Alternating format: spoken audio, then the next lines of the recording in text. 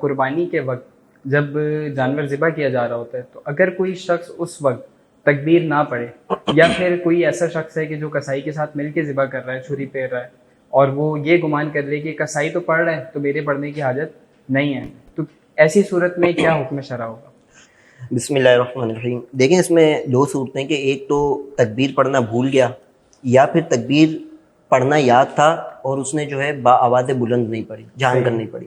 تو دیکھیں اگر تو تکبیر پڑھنا بھول گیا ہے تو یہ تو بالکل جانور حلال ہے، جائز ہے، اس میں کوئی مسئلے کی بات نہیں ہے. روایت سے بھی ہمیں ملتا ہے کہ نبی کریم علیہ الصلوۃ والسلام سے اس بارے میں پوچھا گیا تو نبی کریم علیہ الصلوۃ والسلام نے فرمایا کہ ٹھیک ہے، وہ جانور تمہارے لیے جائز ہے. دوسری اس میں بات یہ کہ جیسا آپ نے کہا کہ تکبیر جان کر نہیں پڑھتے، یا دو افراد جو ہے وہ چھری پہ ہاتھ رکھا ہوا ہے اور ایک نے نہیں پڑھی. اب ہماری سوسائٹی میں یہ بھی سین ہوتا ہے کہ کسائی چھری پھیر رہا ہے، اس کے ساتھ گھر کا ایک فرد ہے، یہ دونوں خاموش ہے، باقی جتنے بھی افراد ہیں وہ زور زور سے بسم اللہ اللہ اکبر اللہ اکبر.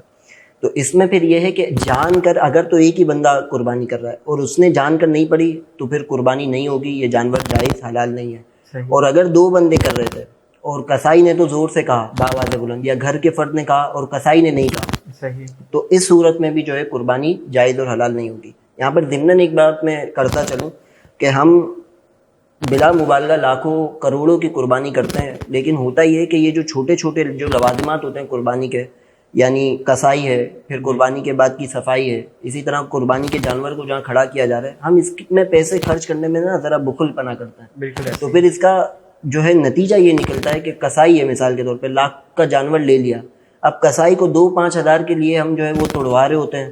اور اب چونکہ ہمارے شہر میں اگر ہم دیکھ لیں تو اتنے کثیر تعداد میں قربانی کے جانور آتے ہیں، تو مسلمان کسائی تو ہیں، اس کے ساتھ ساتھ یہ بھی دیکھا گیا ہے کہ اب کرسچنز اور ہندو بھی کسائی ہیں، کیونکہ پروفیشن بن گیا ہے نا کہ یار 3 دن دہاڑی بن جائے گی. تو اب اس میں ہوتا یہ ہے کہ ایسے کسائی جو بالکل فاسق و فاجر ہیں، جن کو مطلب کوئی مسئلہ پتہ ہی نہیں ہے، وہ بس اپنے آپ کو جو ہے وہ ترم خان سمجھتے ہیں، کہتے ہیں ٹھیک ہے اچھا. یا پھر ہندو یا کرسچن آ گیا.